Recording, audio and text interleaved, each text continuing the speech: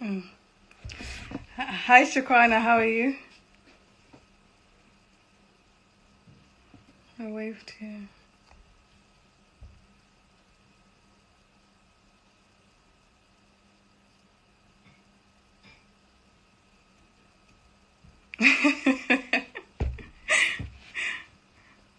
I'm okay, thank you. How's lockdown treating you?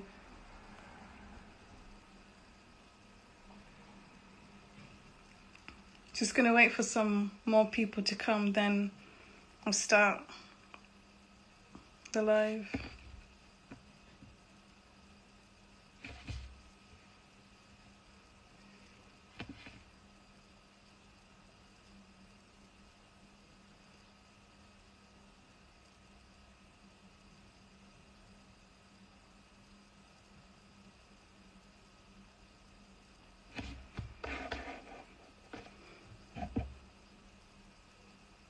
I know. At least me, I've been working from home, but Oh, hi, Danielle.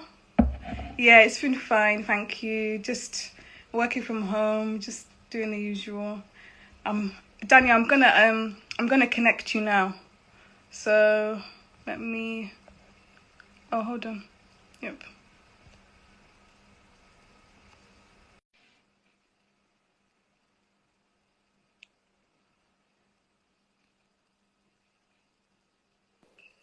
Hi, Danielle. How are you?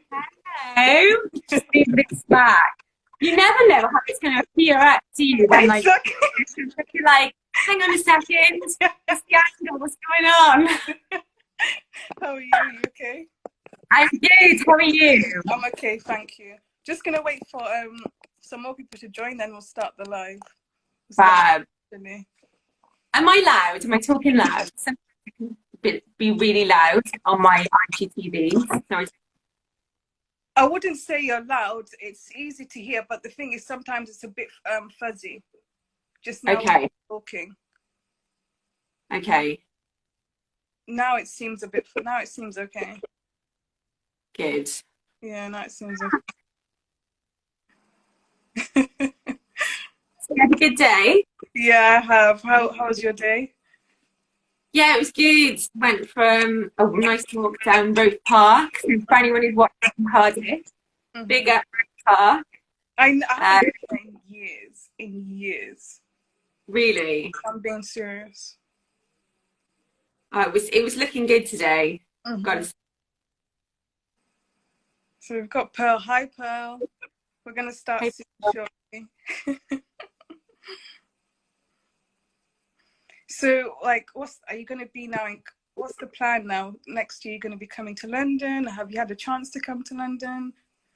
do you know, I literally haven't been to London since, when was the last time? Literally before the first lockdown. Really? So yeah, everything work related. I'll get into it later, but everything work related is just mainly here now. So I miss it massively. Um, but you just got to go where the work is, haven't you? Really. True. It's really true. Okay. So Mhm. so yeah. So do you want to start? I think we'll just start now then. Okay, so thank you everyone for joining the first Afripolitan Talk live on Instagram. We have a very special guest today called Danielle Fahiya, who I've known from back in the day, from secondary school. She's been doing amazing things within the media industry, creative industry, and I'm very excited to have her as our first guest today. So just before I introduce Danielle, and I'll let her introduce herself to you and guys and talk a bit more about herself, I just want to just talk about Uganda quickly. I am of Ugandan descent, and there's been a lot of coverage of Uganda this week and what's been going on with protests and violence and police brutality, and unfortunately some people have lost their lives. So I just want to say that Uganda is in our thoughts and prayers. The families that have lost their loved ones, our thoughts are also with you. So now I'm going to hand over to Danielle to introduce herself. Well, I just second that as well. It's just horrendous, isn't it? What's going on? And, I'm glad you mentioned it then. I don't really know how to follow that introduction, to be honest. set it up so well. I just didn't disappoint now.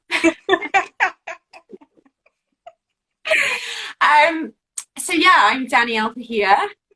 I'm a writer, presenter, and an actress. I'm also been producing the last couple of years as well.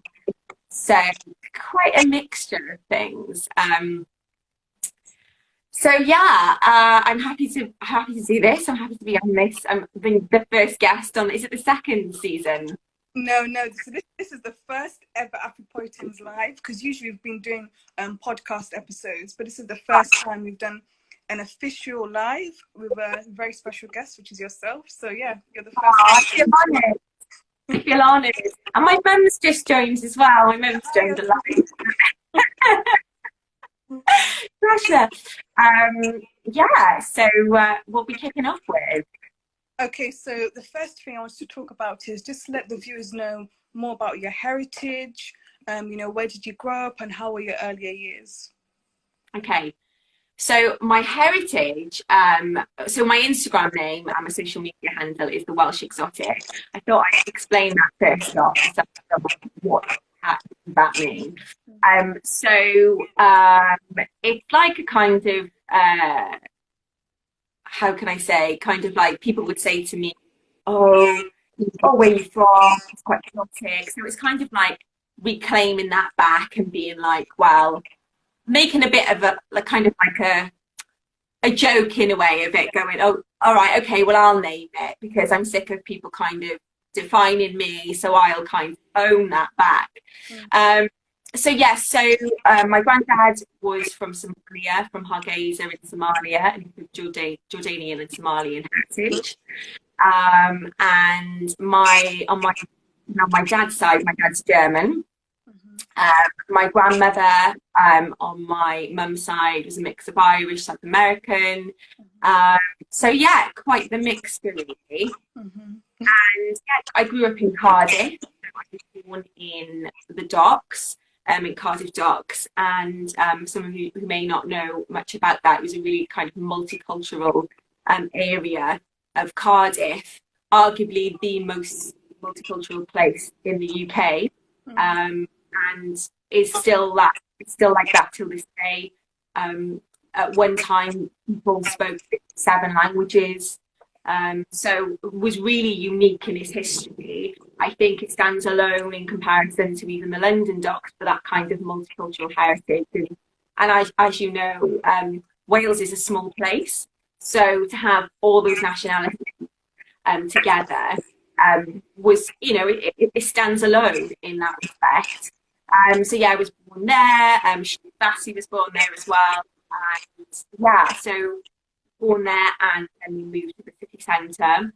And I'd say my childhood was, you know, really great. I can't really kind of say that in any way it was. Yeah, it was a lovely childhood. I went to a multicultural school.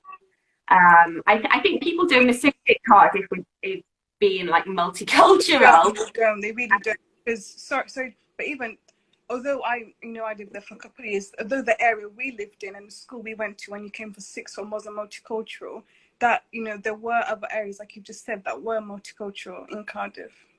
Yeah, and I think people just don't see it that way. I think when we see Wales portrayed in the media, we see it as being very white Welsh and with a kind of typical Valley accent. Exactly. Actually, that's just one perspective. And even if we are a small nation, you know, we are full of so many types of people from so many different, you know, backgrounds, parts of the world who come here, and therefore we're unique in that sense. So yeah, my primary school was Seven Road Juniors in Canton, and it was, you know, there was in there from all different parts of the world. So I never kind of felt different, because we were all different, if that makes sense. You know, I wasn't kind of unique in that. I guess the only time that I felt a little bit different is when they would pronounce my surname wrong in assembly, and instead of Fahiya, it would be Fahiya, and it was all kind of like you know, fire, you know, all that kind of thing, or fajita, Mexican, you know. But other than that, I was surrounded by people who were all different backgrounds, so I didn't feel like an anomaly. Yeah. If anything, I guess you feel it more maybe when you grow up and you go to places. But I guess in a way, I was quite protected living in Cardiff. I don't know same if I was living in Wales or West Wales, where it's maybe white and brown.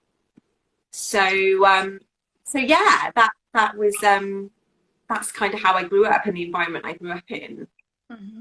Okay, so then the next question is, so what's your educational background? Did you do a course related to your current the field that you work in at the moment? So interestingly, what I obviously said, writer, actress, presenter, the media industry, started off as a child, and I honestly thought that path was going to be going into like a soap opera like EastEnders. I had it all planned out, and I remember getting my equity card when I was about 10 years old, which was like equity. For those who don't know, it's your first professional card, and it says, you know, you're a professional in the industry. And I had that at 10, and I thought, this is it now. I'm going out on tours. I'm going to no more school and everything like that. And you know, I ended up missing a couple of years of high school. So before I went to Bishop, I was in an all-girls school, and I missed a couple of years because I was doing shows and performing, theatre mainly. And my mum was like, you need to concentrate now. This is like, we can always go back to it. Yes. And so then, yeah, I got my head down really, and I always was still engaged in, you know, performance on the side, and it became more of a kind of side passion. And then I actually studied politics and history at Cardiff. So something completely different from media. But I guess you could say that politics and acting is quite similar because they all put on a very good show and a very good performance at times, our UK politicians anyway. And so then I briefly went to tea, which was interesting. And yeah, and then I just realised that actually performance was where my heart always belonged, and it kind of never went away. And like I said, even in my teenage years, I was always kind of doing stuff outside of school. And then it was a kind of, you know, a journey then back into it after graduating. You know, I didn't do drama school, but I did private training and got back into it that way. So a different kind of route than the traditional route of kind of going after drama school and then going into it. I kind of had I went down the kind of backup plan route of having something, you know, doing something completely different. So if that didn't work, I could always go back. But you know, I am political, and I've struggled saying that really in that before, but I am, and you know, I've got a voice and things I'm passionate about, and so I am glad that I did do that because yeah, it's made me aware of the system and how it works, and I think lots of people are much more engaged now, young people in politics than they would have been maybe 10 years ago. Yes. I think it's really important because it does actually affect your everyday life, especially if your rights, you know, are trying to take away your rights. So yes, then I got back into acting, and then in the last 5-6 years, I have ventured into writing, and that's going well. And then presenting this followed really.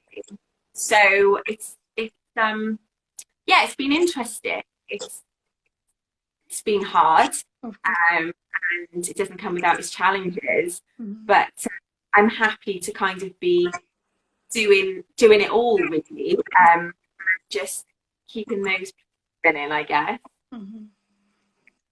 Okay, so what you actually talked about there is, you know, you mentioned your educational background, and even before that, how you were actually within the industry, but then you sort of went to focus back on education. You even did an academic degree, and then you then fell back into drama and the arts again. So I was going to ask you, how did you get into the media industry, but you already explained that. So so I'll go into the next question is, what have been some of the challenges that you've faced within the industry, and how have you overcome them? I think for me, heritage, it's finding the right roles, finding the right scripts, and I guess, you know, I guess sometimes directors are unsure of where to put me or kind of where I fit. And I think the challenge is within acting especially is having the right representation in roles. So diversity, I mean, you know, we talk a lot about diversity, but the reality is, certainly in the creative industry, if the roles aren't there, if writers aren't writing the roles or getting a kind of accurate portrayal of minority, then you're never going to see actors, diverse actors on screen. You're never going to see it. So it's not just kind of the acting industry that has to change. It's the writing, it's the directing. You know, it's that educating them really, before you then see it passed down to the likes of me as an actress. So I think that is a challenge that we're seeing. You know, it is changing every day, but I think that the writers just have to get more understanding of minority and really get homework. You know, there's so many stereotypes around. I think, you know, if we look at some dramas that have young black men in, you know, how many young black men do we see portrayed as professionals rather than, you know, criminal, you know, doing criminal activity. Exactly. So, you know, so it has to come in the writing. And okay, the argument could be that we should have more writers of colour, absolutely. But the white writers out there, they've got a responsibility to get it right as well. Exactly. You know, it's not just on a person of colour to right the wrongs. It's you know, it's for you know, white people to make sure that they're representing minorities right as well. Because I'm sure there'd be an absolute uproar if a writer of colour got you know, made a stereotype of a white person. You know, that would be in the Daily Mail, wouldn't it? Exactly. So you know, it starts at that point. It starts at the writer and filters down to the actor. And I guess for me, because I'm a writer and an actor, I'm kind of in a good position to make sure that my characters are as accurate as possible. And you know, I can get it wrong as well. I'm not saying that, you know, I get it right all the time, but you've just got to be aware of the responsibility that you have, because, you know, it is a responsibility. And once you put a character like that out there onto mainstream TV or theatre, people then start to think that is how maybe a certain type of person is in real life. Yes. And people can't sometimes differentiate the difference. So it, you know, it's really, really important. And I think why I wanted to get on the other side of it really, as, you know, obviously before I love writing as well, and making sure that, you know, instead of me saying, oh, it needs to be more represented, they need to get the, you know, the right portrayals of minorities, well then why can't I write it? Because as a minority, I know it better than them, you know. So yeah, that's, you know, that's really important to me. Just to sort of touch on that a bit more, you know, you were saying that for you, as somebody's mixed heritage, it was a case of finding the roles that were right for you, and maybe sometimes they wouldn't know where to place you. It was, you know, that you're based in Cardiff at the moment, and then also you've been doing things in London. How how has it been? Have you found that the creative industry in Wales is different to the creative industry in English? Are there more challenges in England versus Wales, or vice versa? Yeah, I think that, like London especially, is very diverse and, in a way better represented, and the work that comes out of London-centric productions is more like represented. Yeah. I think, yeah, in Wales that we're still trying to get out of the kind of stereotypical, how we think a stereotypical Welsh person looks, talks, walks, speaks, everything. And until we kind of get out of that mindset, and we start seeing those characters created, then we're steps behind. I think there has been questions raised with our national theatre in terms of having more diverse casting. So yeah, we've definitely got our issues, and we are further behind. I think, yeah, touching on what it's like when I'm working in London or elsewhere around the UK. Yeah, it's still comes with its issues. I can't say that London has got it, for example, but yeah, it is steps ahead. And yeah, that's why in a way it's difficult for me that as a Welsh writer, I help change the kind of landscape here just as much as everywhere else, because it is my hometown, and I am proud to be here, and I want minorities represented more accurately. Yes. Okay, great. So then, are there any new projects that you can share with us? Like, what is in the pipeline for Danielle Fahiya?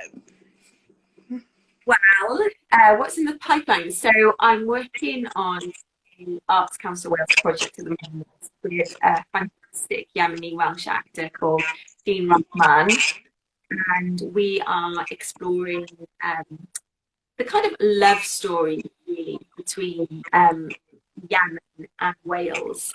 And his parents, his dad was from the Yemen and his mum was from Wales, and we're celebrating that community and that culture. And I guess all the kind of politics is in the piece, but not in a kind of pushy way. It's naturally in there, and yeah, really excited to be developing that and taking that on. I'm also working on a documentary inspired by generational trauma, which I think isn't really spoken about that much. And I think that trauma is a thing that can last for so many generations, and unless you kind of address it early on, it can just keep kind of drifting away. So that's something that I'm passionate about. Yeah, and I guess a few other things I can't really say, but I hate it when people do that. Oh, I can't really say, but yeah, I find myself saying it now. But yeah, I mean, I guess the average day life of an actor is kind of auditioning away, looking for the opportunities. But I'm just happy that I can mix it up with the presenting and the writing. So I'm never bored, basically, and I'm always busy. And as you know, you were on my podcast back in first lockdown. Exactly. So I like a challenge. Never done a podcast before, so that was a challenge. And if anyone wants to listen to it, it's still available now on BBC Sounds. I've got a link in my bio. I guess for those of you watching from England, still in a lockdown, you may find it quite helpful, or you might just find it funny. So who knows? But just even talking about your podcast that's currently on BBC Sounds, and I'm glad you mentioned that. Could you just also tell some of people on the live what sort of what plays you've been in the past, like the names of the plays, or what channels you've worked on, you've presented for, just so people can know a bit more about Danielle Fahiya and where they can find you or where you've been in the past. Okay. So I work a lot with BBC Wales. I've worked with BBC Sesh, which is aimed at 18 to 35-year-olds. And I've appeared in sketches on that. And I've also spoke about issues such as body shaming. I've been skinny shamed, which isn't really spoken about that much. And that's a really good platform to talk about common issues that young people are facing. I've spoken about, my mum and I were on there speaking about what it's like to work in a single parent household and raising awareness of that. Obviously, the podcast on sounds. Yeah, and then in terms of acting, I've worked with National Theatre Wales, the Millennium Centre, Arts Council Wales. Last year, I was working on my play with Arts Council Wales about my granddad's migration to Wales from Hargeisa in Somalia. So yeah, it's weird when you get asked that question because I just go through my head. Then you try to remember everything. I should have brought something with you to reel it off. But yeah, I mean, if you want to check out anything I'm working on, I've got links in my social media. So yeah, you can see it from there. Just I know that I said earlier that you talked about how you sort of got into the media industry, but I thought actually maybe an interesting question to ask you would be was what made you like want to get into the creative arts and be like, this is something that I want to do full time, that I'm passionate about? Was it when you were younger? Were you always really like, into the arts, or very, into acting and singing? Or was that something that maybe you got a passion for later on? I think for me, I always had performance from a young child. I grew up in a household where, we watched people like Frank, Judy Garland. We watched all the black and white movies on BBC Two, Talking Pictures. I grew up in that household. I started to perform age 3. Dancing at 3, I did ballroom and ballet, and then tap, and then modern. And so yeah, it was like a real natural progression. And I guess growing up in a household that kind of really supported that. I think secretly my mum, my grandmother, they wanted to. I guess they wanted to probably be actors as well. So it was always there, really, and they gave me that belief to do it. And I think, it does help if you have that support. Even now, I turn to my mum for support. She's my biggest supporter. And I say for, anybody out there who wants to get into the industry, try and get that support network around you, because 90% of the time, I mean, I can talk about it a lot, but 90% of the time you're either not working or being rejected. So in terms of a success rate, that's the reality, though. That is the reality. But in a way that keeps me grounded, because I've got to be prepared for that, and I'm aware that if that door closes, another opportunity will come, or I've just got to look for another opportunity. That is the life. But going back to how do why do I want to get into it? I guess no one ever told me no, and it's so important that, like I said, you surround yourself with people that support you and support your ambition. Because I guess if my mum would have said to me no, that would have knocked me as a little girl. I really kind of got into my psyche and thought maybe I couldn't do it. It was never not an option. I think even though I went and did a degree in politics, I always knew that I would end up coming back to it, because it's my first love. And you never forget your first love. So it was just, I think I was born to do it, really. So that's why I'm still slugging away, I guess. But I really love how you touched on about making sure you have a support network, and you know, having that positivity around you and that encouragement. I think that's very, very beneficial. And also, even whatever field you're in, or whatever you want to do, I think that message that you just said can resonate with so many people, because if you don't have the right people around you, if you're always having negative people, maybe people that don't see your vision or don't have the same ambition as you, or same interests, same hobbies, it can be quite, you know, oh, maybe I shouldn't do this, like you said, that might, if you were told no, that could have had a major impact on you. So I'm glad you find your tribe, haven't you? You know, got to find your tribe. And you know, sometimes it takes time. Sometimes, you know, you might not have that. You might not have family who support you. You know, that is the reality for some people. You know, I always say I've been very blessed, and you know, in some ways I've been privileged. That is a privilege, you know, because not everybody's got that loving family around. But you know, you will find your people. It takes time, and everything, you know, in a way, everything happens for a reason. You know, people will come into your life and stay and be there for you. And sometimes it's really hard to, you know, even myself, you know, I've had friends that come and go, oh, I thought, well, they're going to be there for me and support me. And then in the big moments when you need them, sometimes they're not there. But that's the natural progression of life. You know, people are supposed to stay for a season, supposed to stay for life.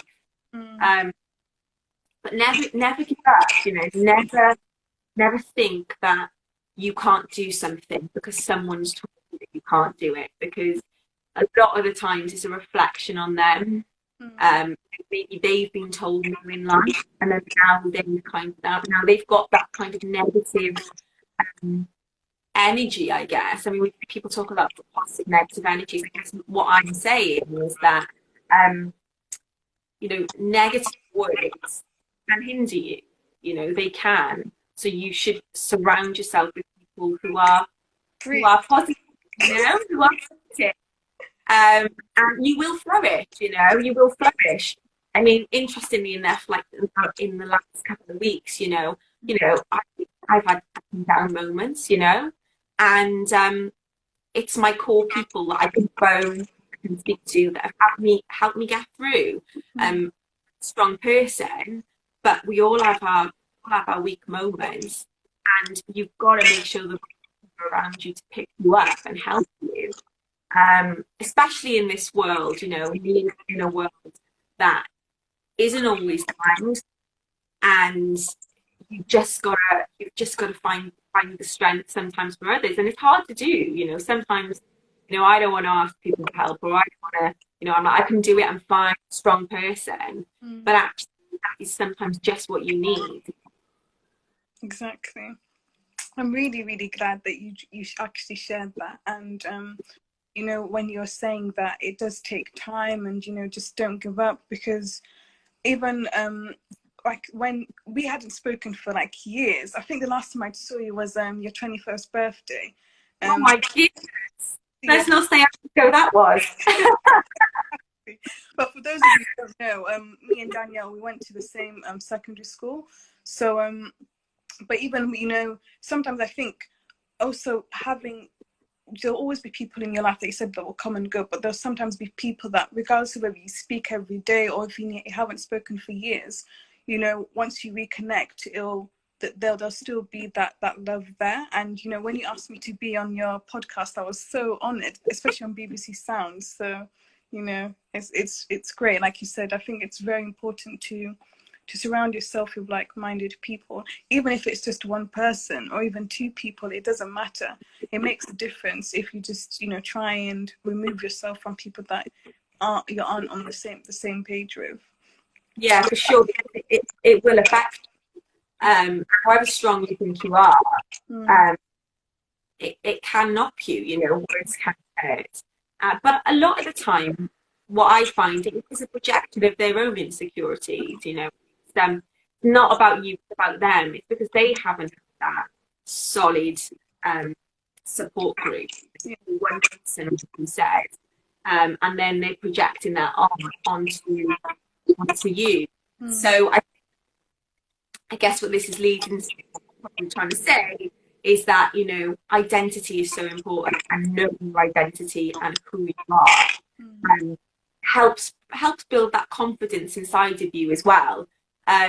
Just thinking back to my granddad, you know, he used to have this book where he could, you know, trace back hundreds of years his family, you know. Don't ask me who that book is now. It's my mum's, if she's watching, I don't know what's happened.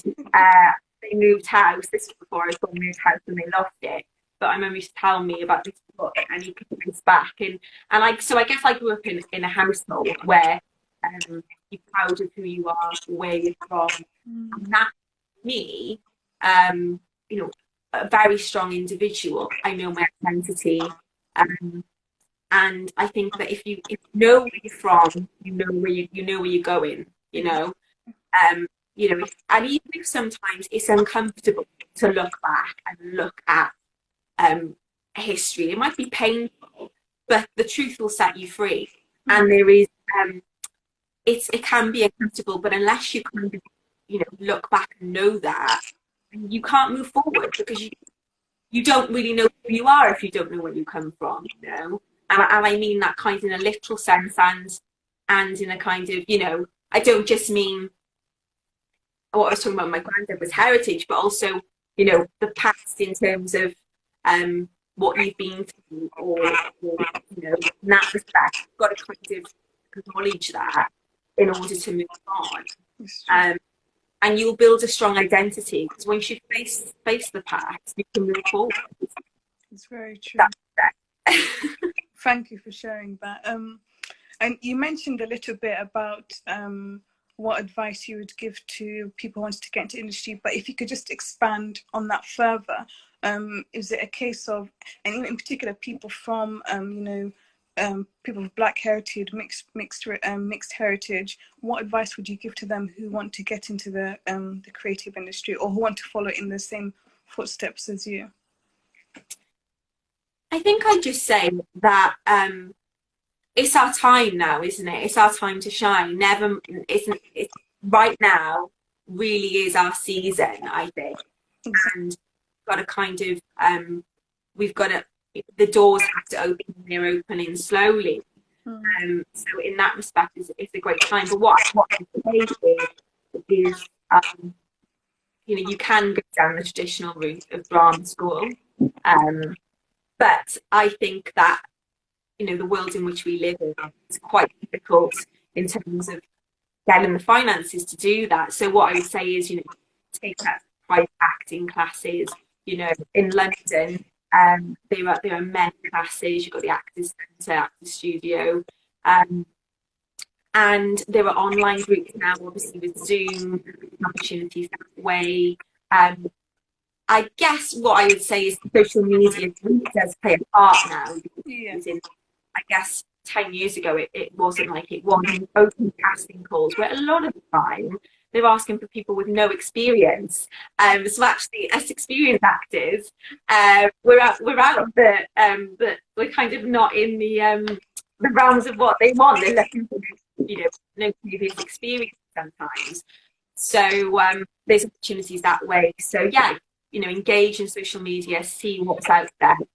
And if you're really serious about doing it, look at the work that's out there.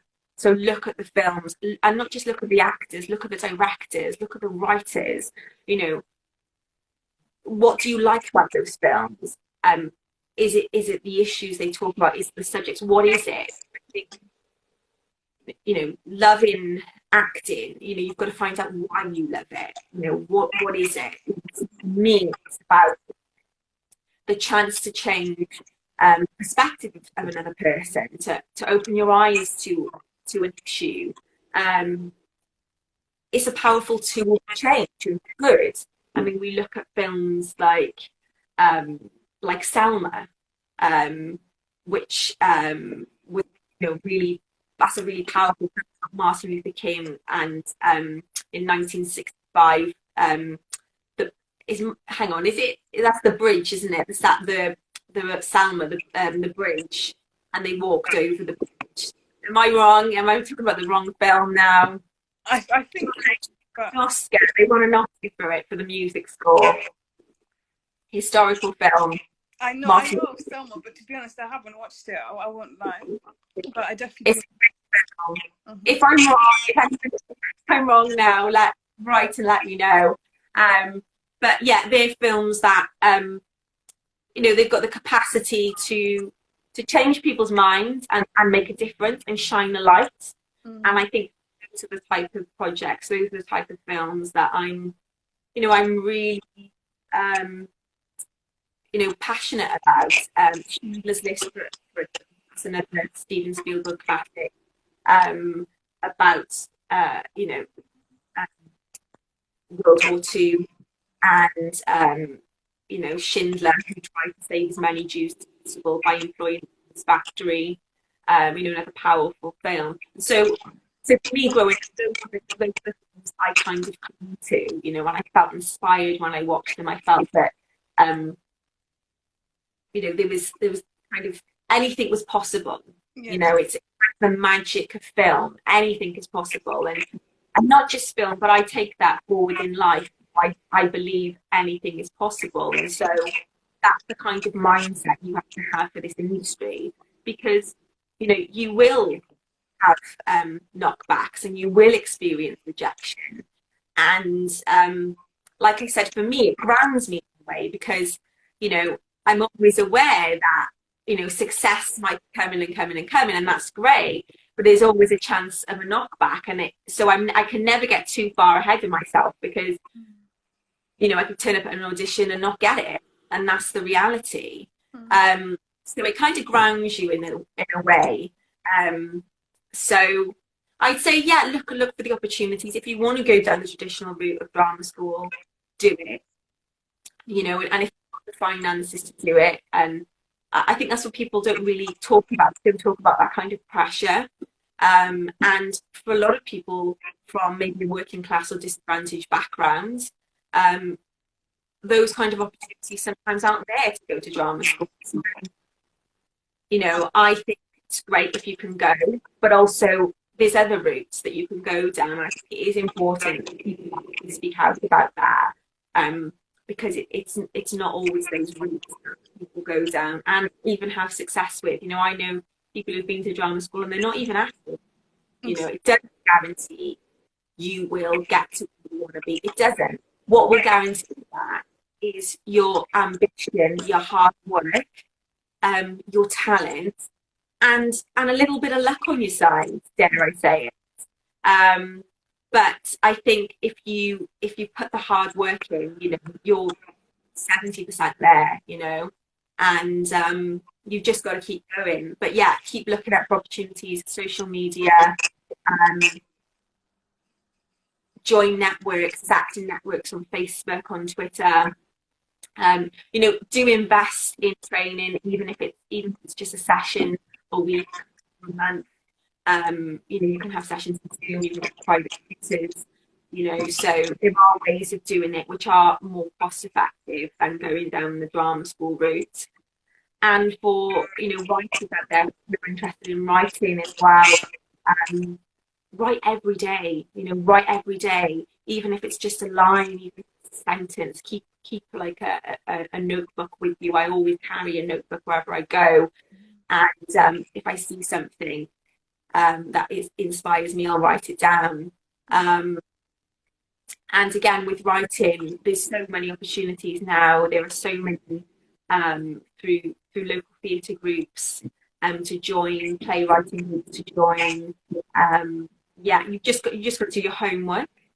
You've got to be prepared, and you've just got to keep pushing forward, really, and never give up. So what advice? I mean, you said being active on social media. Is there any specific pages on Instagram or on Twitter, on Facebook that aspiring writers, presenters, actors, they can follow, they can join? How would somebody go about getting a casting agent and things like that? How would they go about that?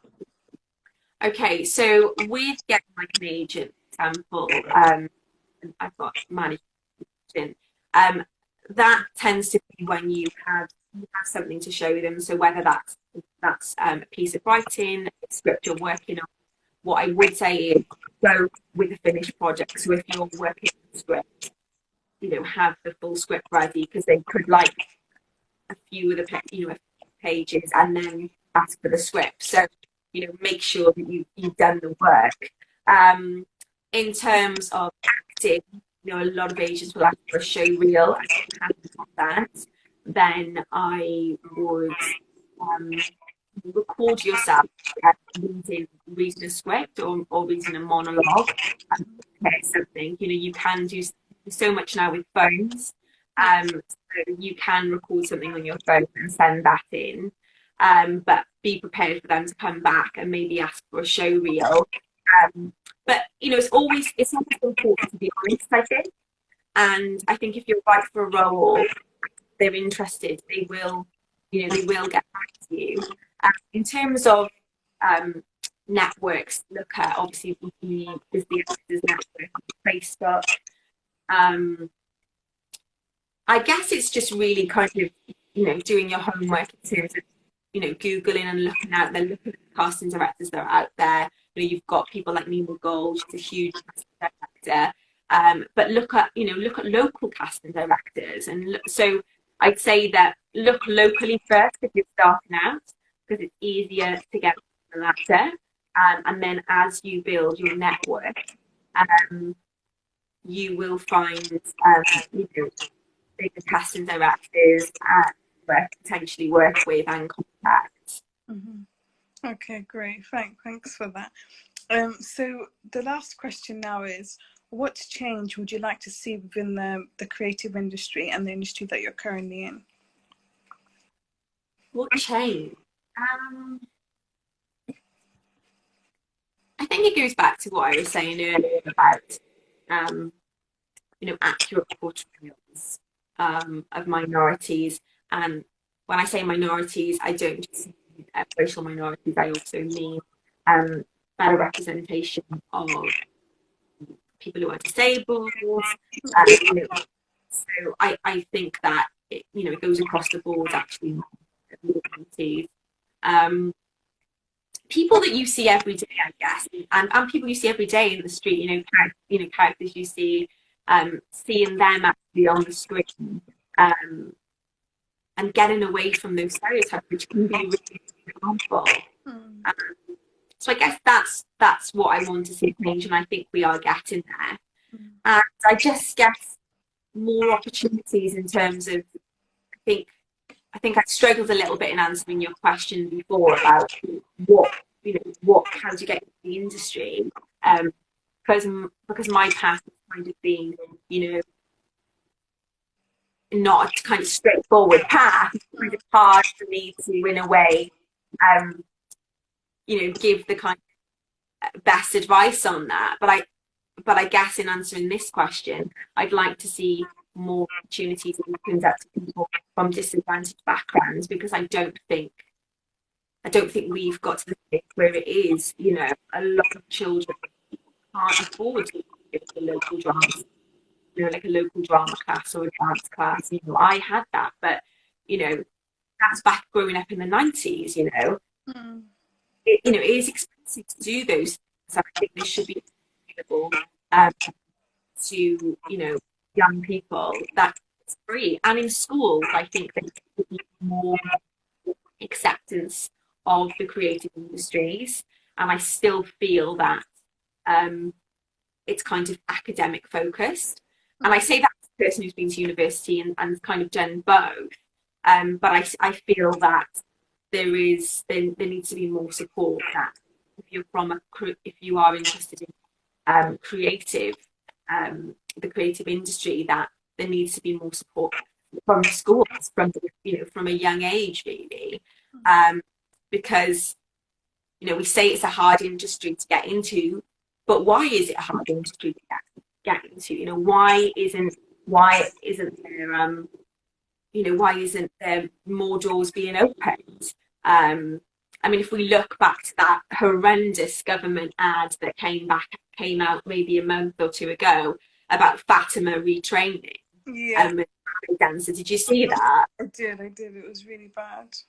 So she was a black ballet dancer, or mixed race, and it was saying about her, she can retrain, and it's like, and what struck me, she was a ballet dancer of, I think, of mixed heritage. You know how hard it is alone to get into ballet? Do you know how prestigious and elite ballet is as a career to get into? I mean, it's only been a couple of years since they introduced, instead of kind of like flash coloured leotards and footwear, they've now got, brown coloured footwear and leotards for people of different races.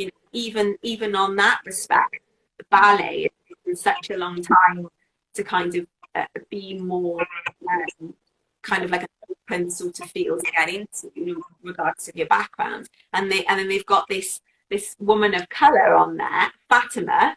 It's interesting they chose Fatima and not Becky. It kind of made me go, okay. So encouraging people to retrain. And I feel like if that was a barrister, would they be encouraging a barrister to retrain? Why is it the industry that gets a nod? So the work starts not just in the schools, but in the government. Our government needs to get on board with the creative industry and see it as a